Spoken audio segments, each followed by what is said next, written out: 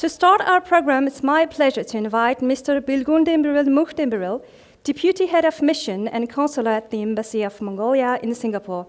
He will present an overview of the current state of Mongolia's economic and latest developments in foreign direct investment, drawing on his extensive experience and his deep expertise in Mongolia-Singapore economic relations. Please join me in welcoming Mr. Bilguundemberel.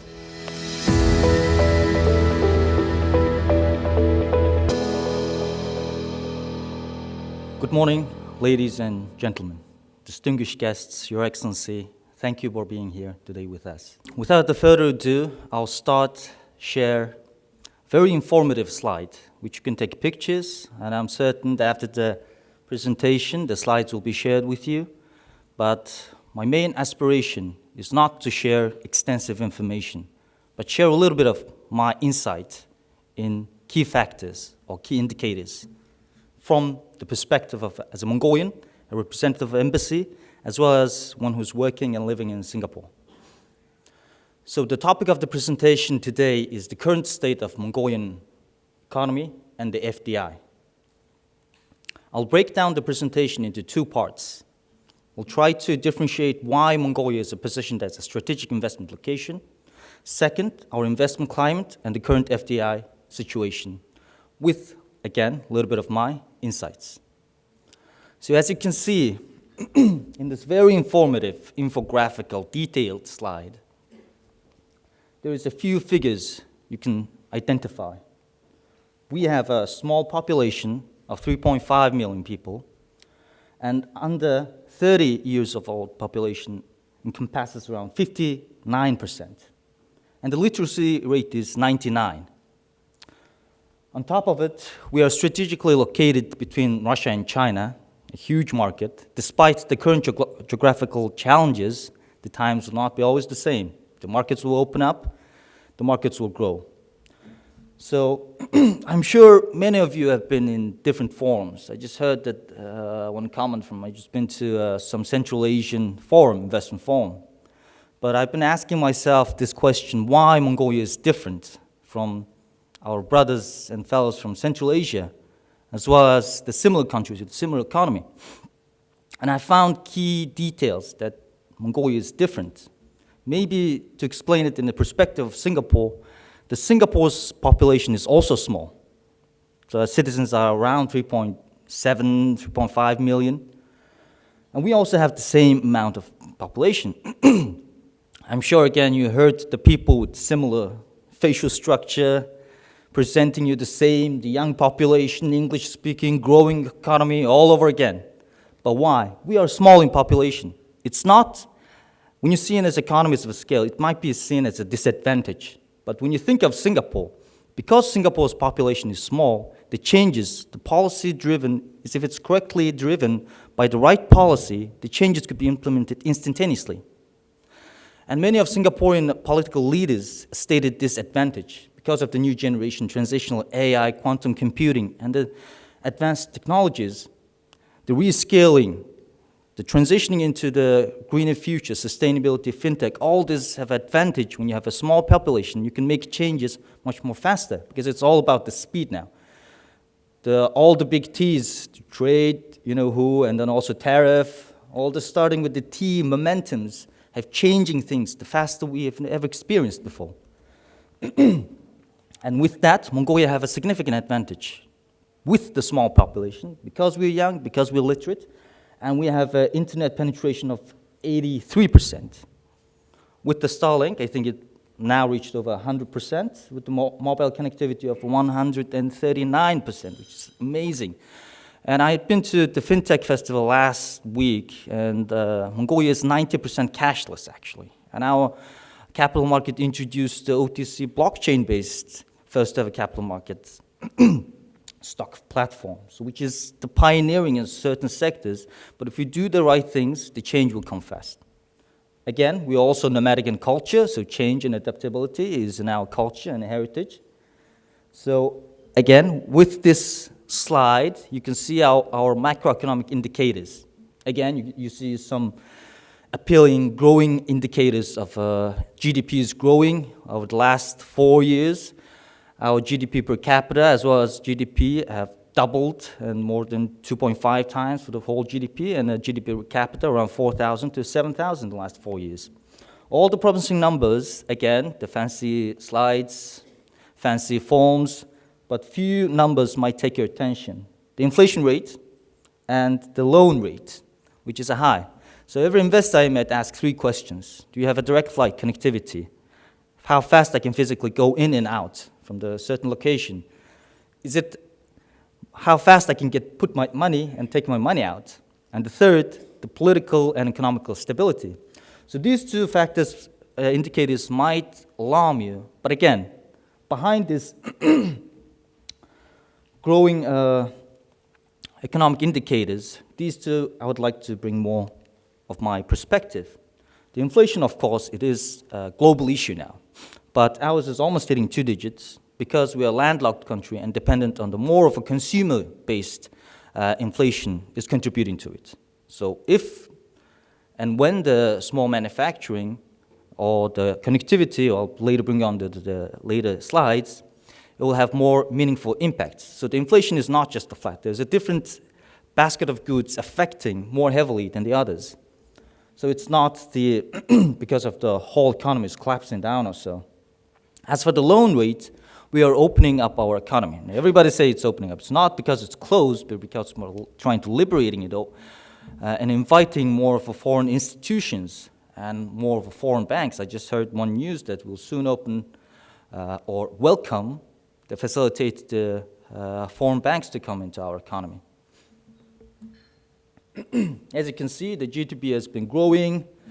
The downfalls or hiccups, as you can see, closely tied to the major geopolitical events like a COVID or the elections or geopolitical tensions and the conflicts.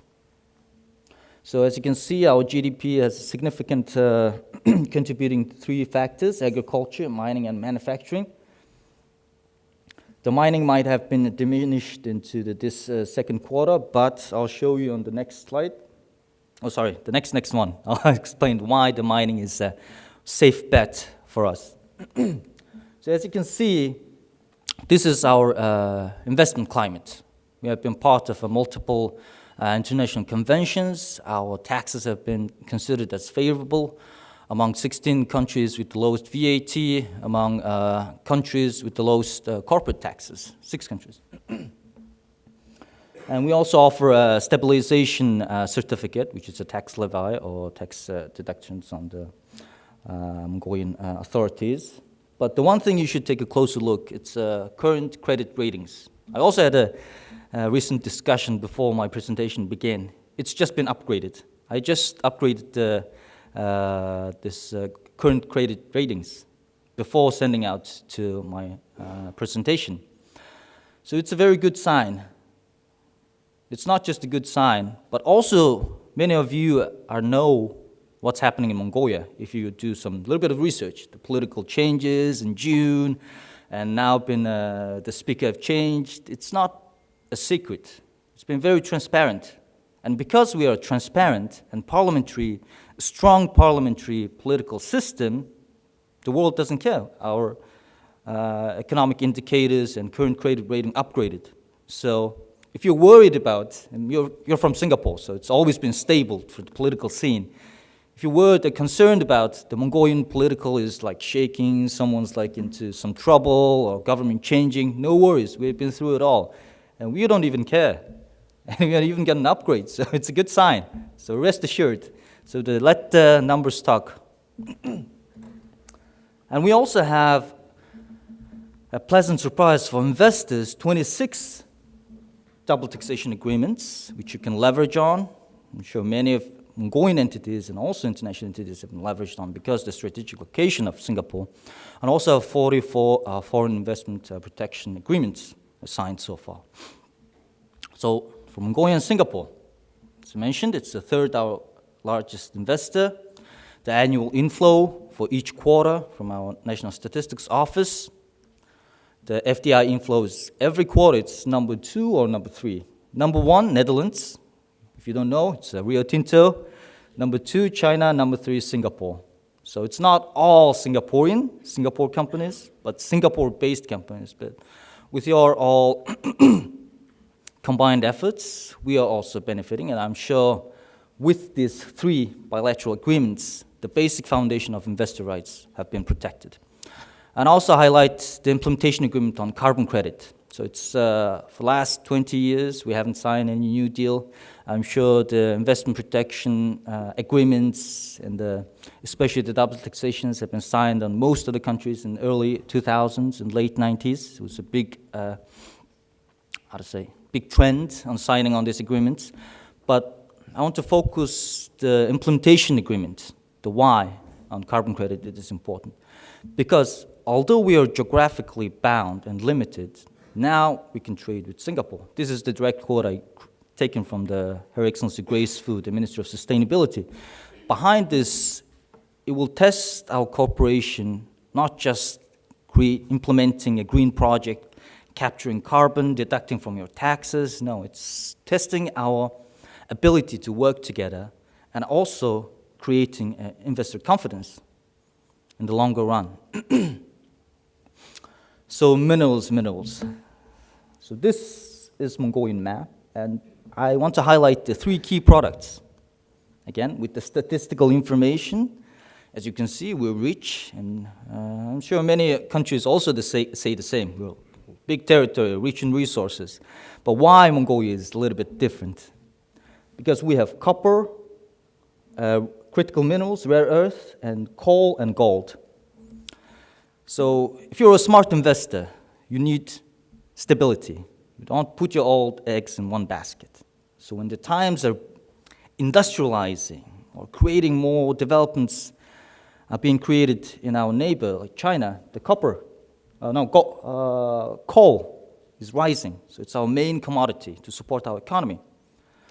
But when things are uncertain because of geopolitical tensions, we have gold.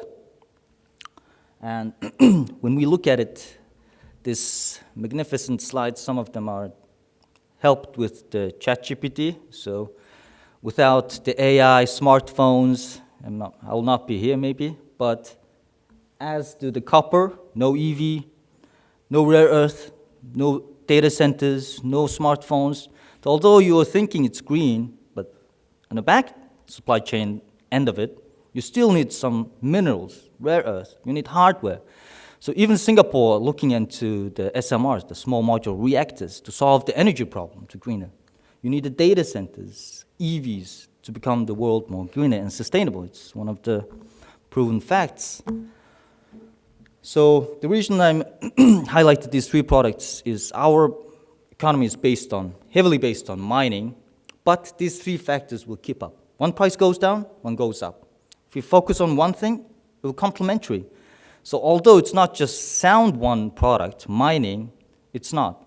It contributes to different economic growth from the different countries and different economies.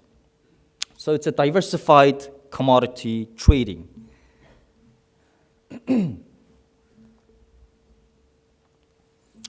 This map. I cannot explain this. It's too small and cannot see.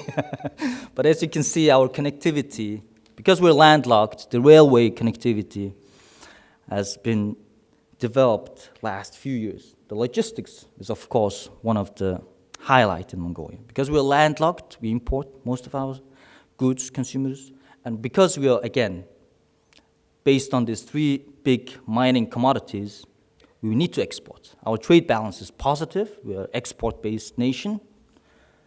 So, again, the infrastructure development, not just the railroads, the highways, airports, are already built and more to come. So renewable energy, it's a very interesting topic. We have abundance in capacity. We have 3.3 thousand gigawatts of potential combined solar and wind energy. And frankly, only 16% of our total grid power come from renewable energy. Installed capacity is 16, and 8% is from the renewables. 80% is from the thermal power plant, and remaining 10% is imported during the peak hours. So why is that? because most of the power purchase agreements or PPAs signed in early 2000s, because everybody saw the potential of renewable projects. And the renewable laws back then in 2007, there was a tariff. There was a tariff on the power purchase agreements, cents per kilowatts. It was quite high, and also technology was not efficient back then. So now, because we signed maybe too many deals, we need to reform a little bit. We are doing the reform on the renewable energy sector. The energy is the key component, especially with the big mining projects will go underway. Again, we have created or started working with many international partners, not just our two big neighbors, namely a uranium project with the French government and oil refinery project with Indian government, etc.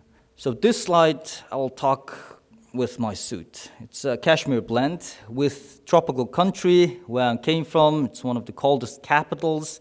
I still wear Kashmir, so it's a testament to the product is not just suitable for hot climate, no, colder climate, but it's also breathable natural product. It can be worn in tropical country with the cold AC. By the way, the AC is now being the second largest contributor to the energy consumption, because the Southeast Asian countries all installing AC. And because of this, you need some Kashmir sustainable products. The meat, oh, I'm sure you have seen the Physical Asia, or you're about to, please watch the Netflix TV show. And you see these amazing athletes, and all of them will tell you it's because of Mongolian meat. So the quality is there. So the product-wise, I will not talk any of the statistics, but to have small demonstration on myself and the fellows on the TV show. So we have a few successful project strategies have implemented over the past few years. The namely Oyotalga copper mine. Of course, they have big strategic products like copper and gold. And with them, we have learned the lessons. So it's a good thing we don't learn many lessons all together. We have won this big project, and it's one of the backbone of economy. And we learned our lessons, and fairly certain, for example, the uranium project, most people were happy with the contract agreements, how we're dealing, how we're negotiating. And with the learning practice and the learning curve on the way, we are expected to have a better outcomes, more win-win situations. And Selkit, the wind farm, renewable projects, the reason why I highlighted this, because there will be more energy projects, whether it's a renewable or non-renewable maybe. There will be a big potential for energy projects in Mongolia. And the third one is the Singaporean investors. We have many Singaporean invested projects in Mongolia. Whether it's based on Singapore, trading or commodity, or we have some real estate projects. Even you see some similar buildings in the UB city, like a Suntec replica in the heart of UB, if you go there. So there's a lot of success stories, especially with Singapore. The reason Singapore still maintained number 3 is, of course, the Singapore-based companies taking much of it, but the strong bilateral relation, economic confidence has been stable throughout the years. And thank you for your attention. That concludes my presentation.